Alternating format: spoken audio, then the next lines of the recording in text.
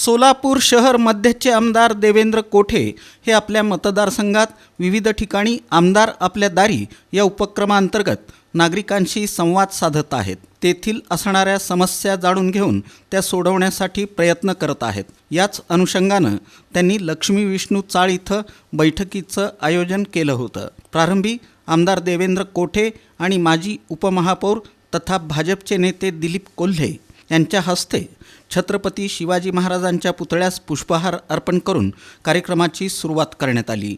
यावेळी व्यासपीठावर चंद्रकांत मेकाले, चंद्रकांत झांबरे, ज्योतिराम चांगभले, राजेश डोंगरे, माजी नगरसेविका श्रीदेवी फुलारे, जॉन फुलारे, नागेश खरात, विजया खरात, अंबादास करगुळे, गणेश नरोटे, अजय यादव, शिवा कावडे, मंगला कोल्हे यांची प्रमुख उपस्थिती होती.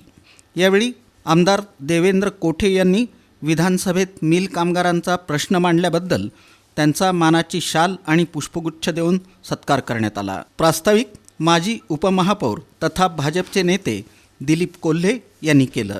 या प्रसंगी आमदार देवेंद्र कोठे यांनी आपले विचार मांडले. कार्यक्रम यशस्वी करण्यासाठी रणजित कोल्हे, वंदना जाधव, मंगल डोंगरे, सारिका सुरवसे, युवराज घाडगे, वनिता कदम, सपना माने, शुभांगी घोरपडे, राहुल काटे, मंगेश डोंगरे, आरिफ निगेबान, पार्थ कोल्हे, बाळासाहेब सुरवसे, कल्लप्पा कामाने, जावेद शेख, सलीम पठाण यांच्यासह कार्यकर्त्यांनी परिश्रम घेतले. तर सूत्रसंचालन आणि आभार प्रदर्शन सुभाष कदम यांनी केलं.